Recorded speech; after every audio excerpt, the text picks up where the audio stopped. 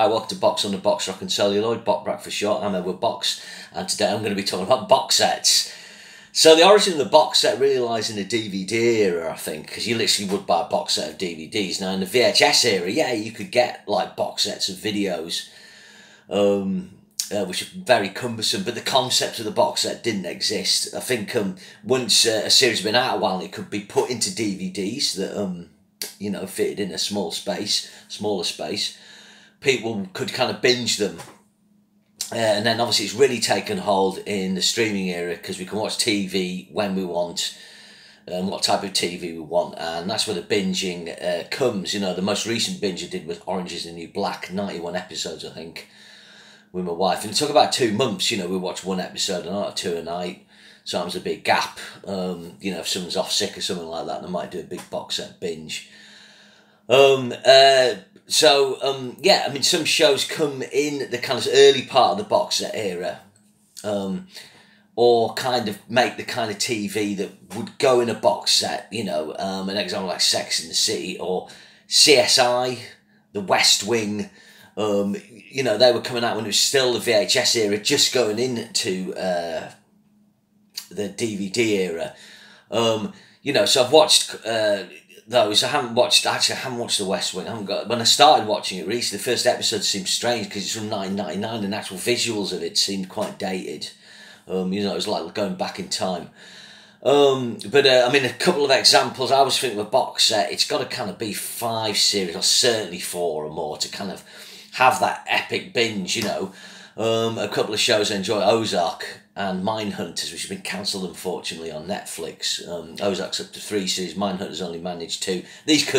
Ozark could yet be a really cool box set. Mindhunters won't get there because it's been curtailed. You get other things like, crap we watch on Netflix, like Designated Survivor. The first series is good, and then, the last 2 you're like, well, what's going on here? So like Big Little Lies, superb, I recommend it all the time. It's only 2 series, that's all it needs. It can't be a real box set binge, but I like it. Succession, something I'm watching at the moment, 2 series. Will it go to 4? Will it go to 5? Will it be one of those series that goes to 8?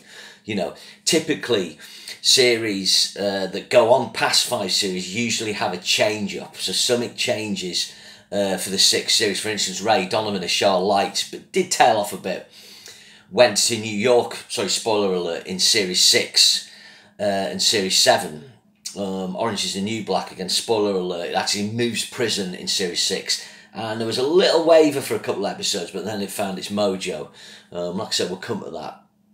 I think one of the early box set or series that was people would buy on DVD and would stream now and got people's attention is Lost. From 2006, I think. And the opening episode of Lost was the most expensive ever made for a TV show. The first series was great. There was all like mystery. What's the polar bears? What's that? Then it's like they didn't have a plan, a bit like the Star Wars, recent Star Wars sequels. Spent sort of series 2 kind of dithering, still been quite interesting. It started to lose its way in 3. And then it went on, and then you felt sucked in and you had to see it through to the end, and it ended up being disappointing. Like The Walking Dead, what's that, 11 series now? First 5 series are low. Series 2 wasn't as good as 1. It had that kind of odd number Star Trek films thing. But I liked 1, 3, 5. But then after that, it's just, I kind of watch it because I just kind of want to get to the end of it. But every week it just pisses me off. The only character I like is Negan. So that's like something where someone said, oh, start watching The Walking Dead. I would say, well, probably don't. Just watch the first series. Homeland's another one you could do. I think there's 7 series of that. Not sure, but, first 2 series incredible, really capturing the zeitgeist. I think that's a kind of, how do I put it? That's a kind of rod for the back of these things. When they come out and they capture the moment, it's hard for them to carry on being prescient because that moment passes. But the series 3 of Homeland went ridiculous, and then 4 they didn't know what to do. Then he kind of picked up again and just became this good espionage thriller that focused on the Claire Danes. Once the Damien Lewis character had gone, sorry, spoiler alert, it just didn't, it was kind of lost a bit. But I did like Homeland, and I thought it was worth pursuing with and watching till the end. But, those first 2 series were so good. A cheesy one I like is Nashville. If you've not seen Nashville, again, they kind of killed off a key character and then killed off another character, lost its way. It was a lot of fun. Nashville 6 series. Easy on the head. Some shows are demanding, some aren't. Nashville's one that wasn't demanding. Show I got into recently, Peaky Blinders, took me ages to get around to that. First 2 series, excellent. Tailing off. The British shows, I feel, don't quite compete. I mean, Line of Duty comes close, but the last series, the other problem with these shows that we'll come to, they very rarely finish satisfyingly. We build up so much baggage, so much investment in the characters. It's rare that the makers of them know how to end it, and we'll come down. Line of Duty's one where I could see what they're going for, but they just kind of lost the way. But Line of Duty is very gripping, and when it had a dissatisfying ending at Series 2, when he went to Series, that's the Keeley Hawes, and when he went to Series 3, that kind of made sense. So Line of Duty is one where, when you're not sure what's going on, well, if you keep watching, the pieces of the jigsaw will come together. But not always, not quite as satisfying as the American shows. Comedy one, I don't do much comedy. Schitt's Creek's a good one, 25-minute episodes. Easy to watch, a nice one to have. Say you've been watching a drama or something more intense, you put a Schitt's Creek on at the end of the night before bed. Or say you're going to watch a film and it's like, oh, should we just watch a Schitt's Creek? And that was a good fun show. Took me a while to get into it, but it's good. A good one, Boardwalk Empire, and I'm going to kind of pick my favourites. I've got them highlighted on the list here. Boardwalk Empire, 5 series, a good consistent show, maybe lacking the characters and outrageous sort of plot things that would send it right over the top, but amazing production values, no expense spared. And then one that kind of gets missed, I was looking at the top box set TV, and this just doesn't show up, but I recommend this. It's Nip Tuck. So it started 2003 to 2010. Julia McMahon and, I forget the name of that, Dylan Walsh. They play plastic surgeons. Now this copied the format of 6 Feet Under. 6 Feet Under, which we'll come to, opens with a death, And Nip Tuck always opened with them having a consultation with the person who may feature in the plot that week or not, and what they were going to do for their plastic surgery.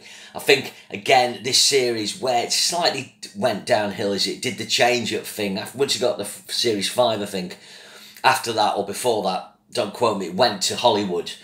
So it did that thing where, to kind of freshen up the show, they kind of changed characters and, like I said, went to a different location. It wasn't quite as good to that. It had more arch plots in those first 5 series. But it's really worth checking out. It's very funny. It's quite dark. It's a really good one with a serial killer. There's like an arch plot going through the whole series. And that rewards your investment. Obviously, Better Call Saul's up to 5 series. I really like this show. A lot of people are like, oh, it's better than Breaking Bad. I don't think it is, but it is a good show. As a prequel, it works. It's pretty consistent, although it's kind of slow to start. I really like Bob Odenkirk. And that's a good one. Another one, a classic one. Again, this kind of came out very early in the DVD era, but its format, it was genius, and it's 24. The first 5 series of 24 are consistently good. I actually didn't like Series 3 that much, but that was because it wasn't as good as Series 1 and 2. But when you watch Series 4 and 5 and currently 6 and 7, you realise that Series 3 is actually, although it took a dip for me, it was still really good. My actual favourite series of 24 was Series 5 with the villain Marwan, played by Arnold Vosloo, he of The Mummy and Hard Target fame. This was excellent, but the genius of 24, however ridiculous it got, like, Kim getting lost in the wilderness with panthers or something, at the end of each episode, you just had to go to the next one. And then if you were streaming this now, it'd just be, and only 37 minutes as well, so even though it's set over an hour, the adverts were so big. We'll come to this. Obviously the credits, the recap, you can nail that in 37 minutes. So it was really good. I mean, that's the other thing. Things like Lost and 24 started in the pre-streaming era, so the lengths of them are different. They're only 37 minutes long when you take the credits out and recaps. Whereas now in the Netflix era, we have episodes of TV that are 50 minutes long. Some's a bit long, some's a bit less, and that's because there's no adverts. So that's something that's changed. So those pre-streaming shows are pretty good for, like, you know, ploughing through. If you can get them on a streaming service, you got no adverts, and bada boom, bada bing, you know. Yeah, 24 kind of tailed off. Series 6, Series 7, it kind of lost its way. There was a little movie, then it came back with a couple of other specials, and then there was the British set one, which was actually only 12 episodes, kind of cheated. But they're always watchable. But those first 5 series, you know, you could watch those 5, and they're great. House of Cards, that's the breakout show. That put Netflix on the map.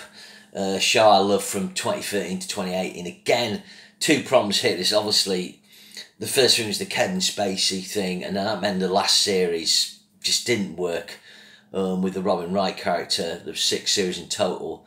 Not that I didn't love a character, but the first 2 series were exceptional. You know, put Netflix on the map. Fincher basically, you know, cast film actors. And there was people like Mahershala Ali before they got famous as well.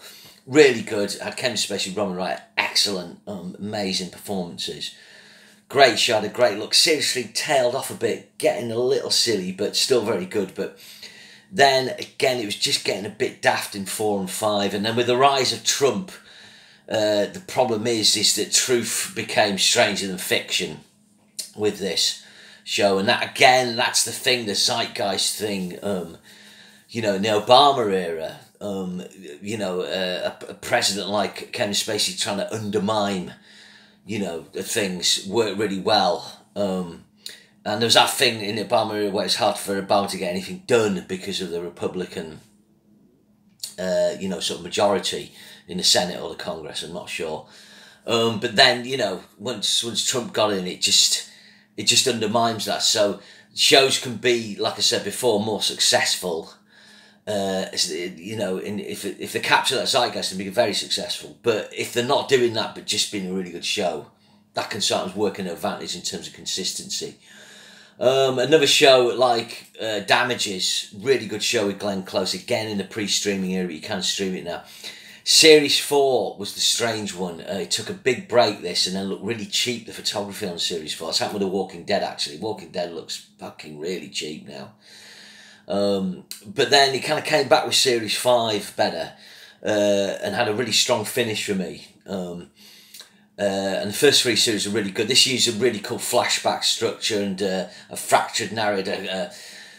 I suppose an element of kind of Rashomon, things happening from characters, different viewpoints, but also using that thing, if you've seen a film like 21 Grams and stuff like that, where you've got this fractured narrative. Really good. Ted Danson was excellent in the first series. I think the first series was Arthur Frobisher, a real standout role. And Glenn Close was magnificent, and Rose Byrne. But not quite consistent enough. Then you got a show like Black Mirror. I've got this in the list here. You know, Black Mirror. These are like, it's a series, but it's not interconnected.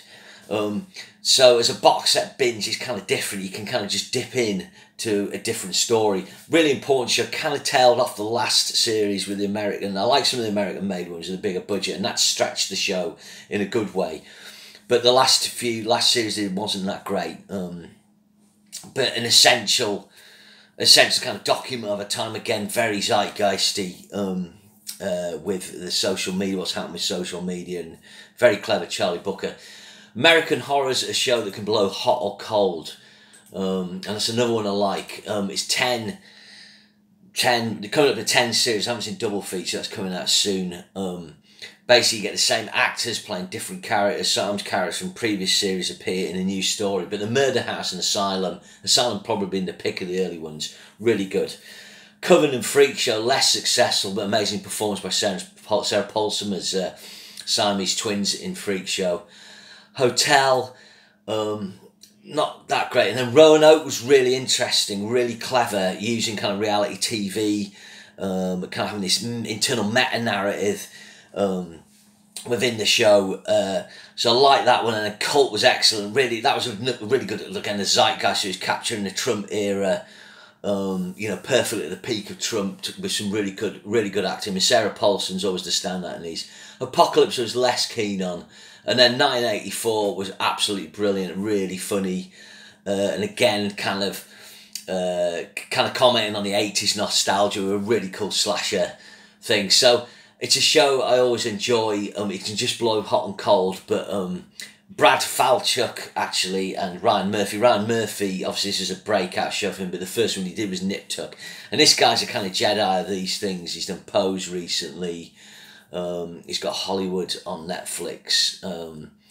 Various other shows. I can't remember offhand his other shows, but Ryan Murphy's amazing. And my most recent box set binge, and I'm not through it all yet, is The Affair on Sky Atlantic. This started 2014, but I've just started watching him. So I'm midway through series 3, which is having that little blip, series 1 and 2 really strong. 3, the kind of spinning the characters a different way, and it's good, but it's taken quite a jump. So I'll see how that fares, but I'll pick you my 10 sort of best. I'll not put these in order. I'm just checking. I've got to 1, 2, 3, 4, 5, 6, 7, 8, 9, 10. Yeah. So I think the first box set you've got to pick, because this starts at the beginning of the DVD era. So you still probably get videos of it, and you did, I think. It's gone to streaming now. You can watch it. But HBO made it, and this was one of the first shows, I think, to take film actors you recognise from film, comment on film, and bring in film directors to do episodes, or maybe directors who weren't getting work in Hollywood. So this is a common thing. If you watch credits now for box set TV, if a guy's film or girl's film career is not going so well, you'll see them turning up doing episodes. And the flip of that is, if they're very successful in their episodes, they'll get to do films. Alan Taylor is an example within this series, although it's more for Game of Thrones, but it's called The Sopranos. So The Sopranos is maybe the classic original model of the box set show for me. I'll just go down the bottom of my list here. A show I really like, and I'm quite surprised I've got this in my 10, but when I think about it, I think it's a good show. My problem I have with it is I kind of watched it disjointedly, because I never had it available for streaming at the time, and it was kind of on ITV, and I kind of watched a series.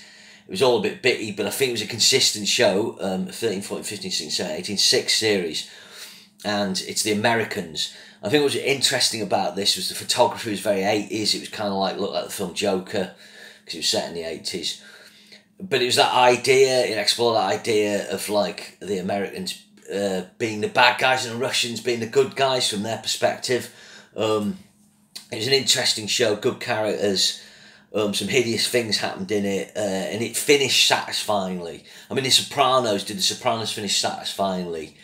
It's ambiguous, and some people may not have liked that. Journey loved it, the Van Journey, but I think The Americans had quite a satisfying ending.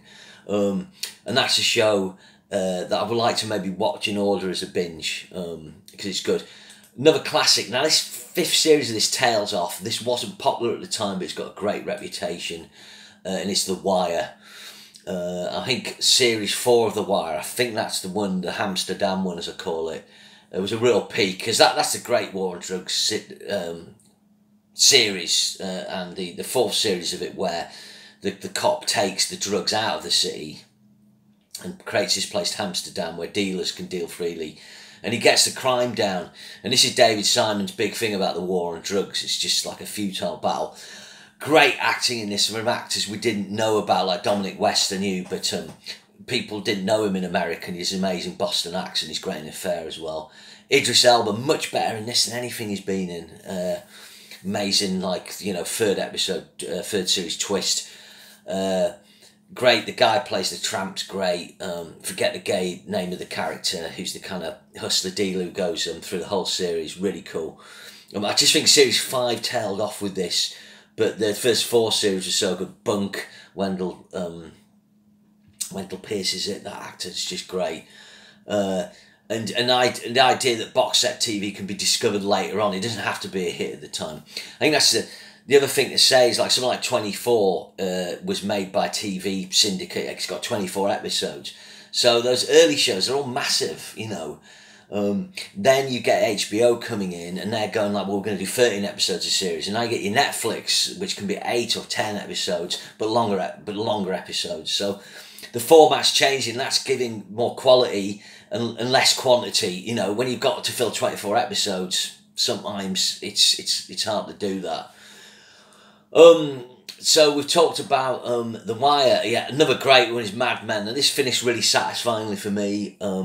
First couple of episodes I wasn't quite into, and I started to get gripped about 3 or 4. I thought this was a great show. I did a binge on this a few summers ago. I actually felt quite bereft when it finished. It was Elizabeth Moss was in it, and obviously I was starting to watch A Handmaid's Tale at the same time. I loved the Don Draper character and the idea that he was a kind of mystery himself. And you know, you're trying to sell an identity through advertising, and he himself is in search of an identity. Really good. My favourite Don Draper pitch is the Kodak one, the Carousel. Amazing. Another show. Now this one really tails on series 3 is ridiculous because they go to Northern Ireland or Southern Ireland. It's obviously filmed in America when they're in Ireland, but the show was so enjoyable before and after this that I'll forgive the Sons of Anarchy. Now I've heard some people slag this, but I love this show. Love the characters, love the acting, and you know, it managed to keep you do some hardcore stuff that kept you interested. You know, characters would die. There's a horrible bit where Harold Perrineau plays a mob boss and he murders is it Titches? Forgetting the name of the character's daughter. Absolutely horrible. Yeah, great show this. Sons of Anarchy is a show. It's got that addictive quality. You can put it on and you could binge it. And then another show, I think this is absolutely one of the best, actually, thinking about it. I'll come back to that. But obviously you got that Breaking Bad there. Brilliant show. Tailed off on 5. Quite a satisfying ending. But its peak was that end of series 4. If you watch the show, you'll know how incredible that ending is. And it was kind of all building to that. Series 5 is kind of resolution and tying stuff up. Again, it's that thing where it's hard to finish things satisfyingly. Not that Breaking Bad finished unsatisfyingly. I liked El Camino, actually. And of course you got Better Call Saul. But it's just difficult. It was such a great show. It was hard for it to finally tie up, but you know, Walter kind of comes to terms, I think, with scratching and bitching with what he's done and is. So recent show I've enjoyed, and this finished very satisfying. Orange is the New Black. I mentioned before that it just had a little blip as it switched location, but this is a great show. It's really funny. It's got characters you care about. Consistently funny, consistently good plotting, and a really good comment on the prison system. In America about private enterprise coming into the prison system and the prison system's failure to rehabilitate because it doesn't provide prisoners with what they need. If you've got a more liberal attitude, left-wing attitude to prison and what it should be doing, its arguments appeal to you. If you're kind of more on the right-wing side, you probably think, well, yeah, they should be doing that. But I love this show. We've really enjoyed it recently. And then, of course, you've got The Crown, the modern masterpiece. Again, tailing off Series 4 a bit. You know, Princess Diana thing. 5 is coming up, and then they've announced they're going to do a 6th series. And I think it maybe needs that, actually. But what blows me away with this is the production values. There's one bit where she's getting a fitting when in Claire Foy's era. The first 2 series was the best. And then had this great wide master shot, and it just looked as good as anything in the film. This was a show where, like Orange is the New Black as well, from the first episode you're instantly gripped. You know, some shows take 2 or 3. This doesn't. You're like, I've got to watch the next episode. And some really interesting history in this as a British person, like the great soupy fog that caused people to die. I didn't know about that. And the way it got into the Suez crisis as well.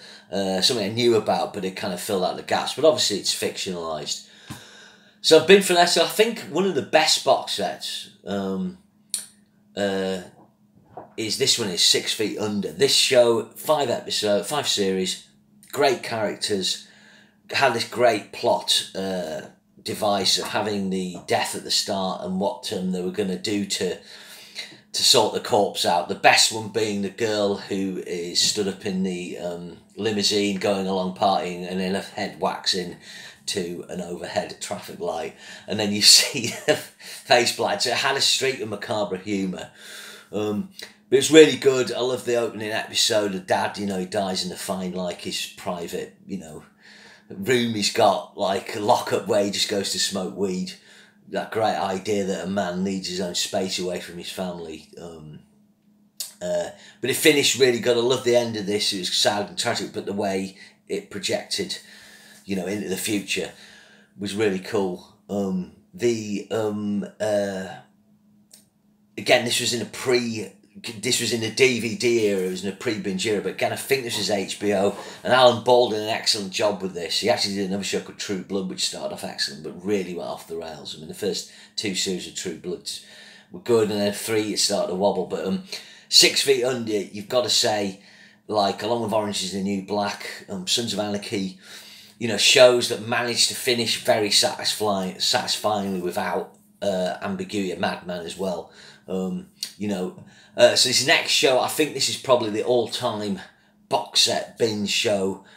It's the most talked about show, but it didn't finish satisfyingly. But I think you've got to kind of pick this as one of the defining ones. Of course, it's Game of Thrones, an incredible show, incredible budget, capturing, like I say, the spirit at the moment. And the other interesting thing about the last episodes of this, it was with box set TV, typically people watch it anytime, anywhere, at different times. But with this, everyone was watching it at the same time. And it was kind of like that Who Shot JR moment when I was a kid. Dallas was the massive show. Everyone tuned in to watch Who Shot JR. And even though this is like a streaming thing and you got to have Sky Atlantic, people who had it, you knew everyone was watching the last few episodes of Game of Thrones. The sad thing about this was I didn't mind the last episode, how things winded up. It was just that they rushed the descent into madness of the Daenerys character. This needed 2 extra episodes of just travelling, of setting stuff up. They could take the time with that because, the last couple of episodes, well, the second to last episode was a huge spectacle with amazing special effects. So anyway, that's my box set. I've waffled on for 27 minutes. A lot of stuff there, and I've probably missed things out that I've watched. I had a big list there. But yeah, put it in your comments what you enjoyed. Cheers, thanks so much.